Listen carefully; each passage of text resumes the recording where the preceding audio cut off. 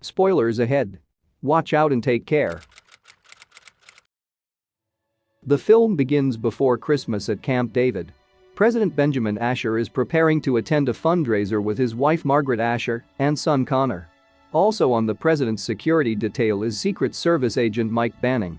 Banning is on good terms with the family, sparring with Benjamin in a private boxing ring, helping Margaret deciding on earrings to wear, and on friendly terms with Connor, whom Mike has been giving tips on being a good agent. As the group leaves the camp for the fundraiser, the snowfall outside begins to come down harder.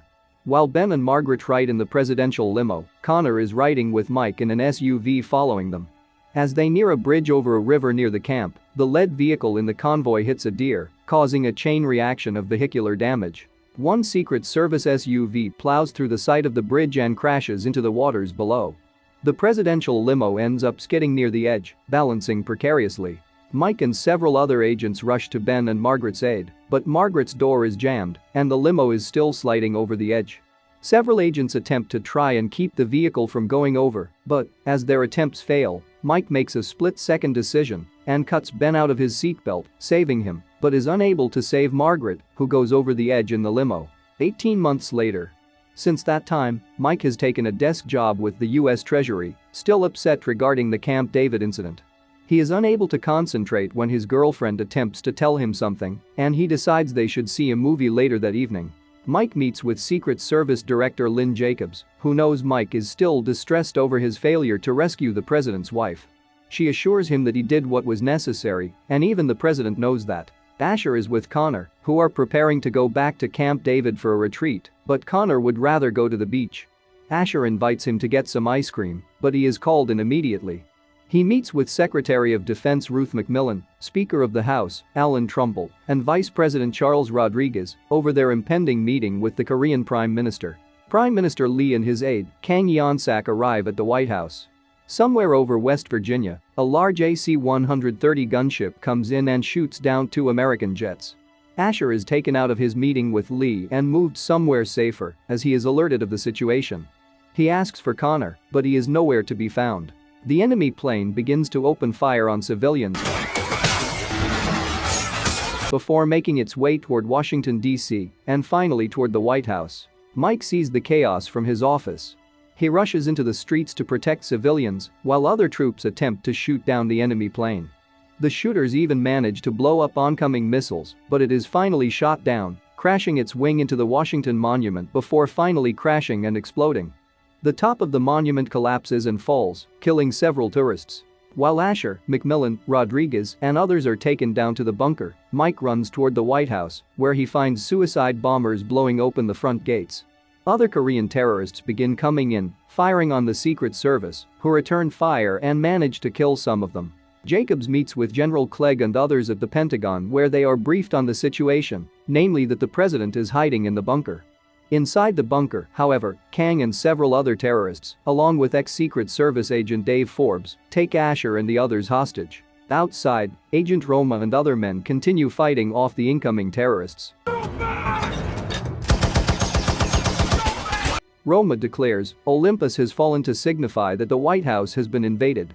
He manages to kill one goon before getting killed himself. Trumbull comes into the Pentagon, where he is made acting president. Kang patches through to the Pentagon and begins by executing Prime Minister Lee in front of them. He orders the Americans to pull back the 7th Fleet from Korea immediately. In the bunker, Kang tells Asher this is retaliation for all the damage that was brought upon Korea by Americans. Forbes is in on it, since he is against Asher's policies. Asher headbutts him in response. Mike discovers that the terrorists know about Connor and that they are looking for him. He manages to override Kang's security system and make it into the Oval Office and patches through to the Pentagon. He gets in contact with Jacobs, who is surprised to hear from him, but she assures the other men that they can trust him. An assassin enters the room, but Mike takes him down and bludgeons him with a bust of Lincoln's head. Kang interrogates Admiral Honig for a code. He nearly slits his throat, but Asher tells Honig to give it up. The Pentagon learns that a Cerberus code has been activated. When Mike sends them a tattoo on the neck of the assassin he killed, he is informed of the Cerberus code, which would allow the terrorists to deactivate all of the country's nuclear weapons. Mike continues moving forward to look for Connor.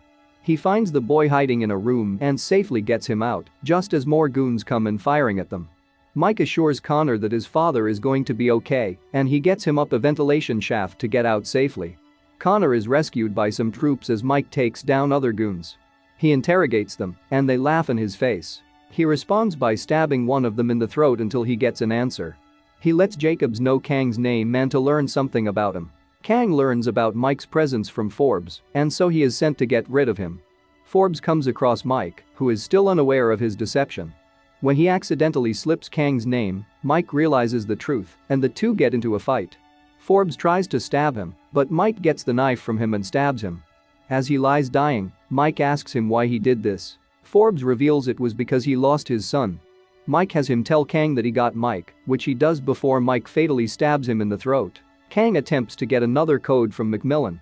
Kang starts to brutally assault her, but she still won't give up the code. When she is nearly beaten to death, Asher orders her to give up her code, which she does. The second Cerberus code is activated, and the Pentagon becomes aware of this. They also learn that Kang is a well-known terrorist who lost his mother to an American landmine and is very much infamous. Mike manages to get through to Kang's security and taunts him. He lets Kang know that Connor is safe and that he is going to put his knife through his brain. Asher listens to all of this. Several troops start flying into Washington to retaliate. Mike informs General Clegg that the terrorists possess Hydra's 6 more powerful weapons than what the Americans have. Regardless, Clegg has the troops come in, but the terrorists shoot down one helicopter that crashes into the White House and causes a big explosion that severely damages the building. Kang gets through to the Pentagon and executes Vice President Rodriguez. He orders them to finally recall the 7th Fleet and to have a helicopter filled up and ready to get them out of there by dawn. He pulls Macmillan out and takes her outside. As the news media are getting coverage of the situation, they inform viewers of South Korea's response to the situation, as well as getting footage of Macmillan slowly stepping out into plain sight. With her back turned, Kang nearly shoots her, but Mike gets there first and opens fire, distracting Kang and allowing Macmillan to run out and be rescued by troops. Kang makes it back to the bunker and has several hostages, including Asher, with a bag over their heads, along with the terrorists, just as their requested helicopter is coming down. The 7th Fleet is called out from Korea as well. The hostages and terrorists get into the helicopter just as troops are locked on them. They are unable to fire, fearing they will hit the president. Just as the helicopter takes off, it explodes in mid-air and crashes to the ground. The Pentagon panics and they fear the worst, that Asher was killed in the explosion with everybody else. Mike is informed, but he knows that it doesn't add up, since Kang would not try and go out that way. Sure enough, it was a diversion. Kang and the other remaining terrorists are holding Asher in the bunker and get the final Cerberus code out of him.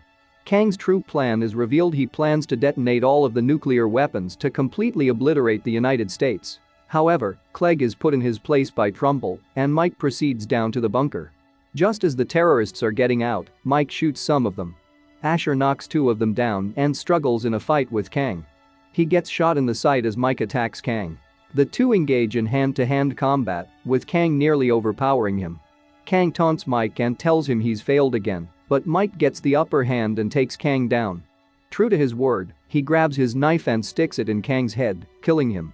Mike rushes into the bunker and informs the Pentagon that Asher is alive, but he needs to stop the detonation sequence, as there is barely a minute left.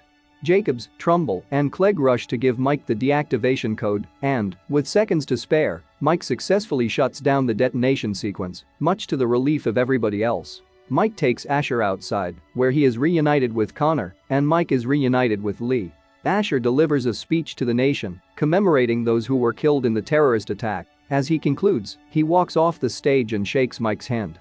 Mike stands proudly, knowing he has finally redeemed himself. The end. Thank you for watching. Subscribe if you'd like to see more videos updates. Turn on the notifications and leave a like to help the channel.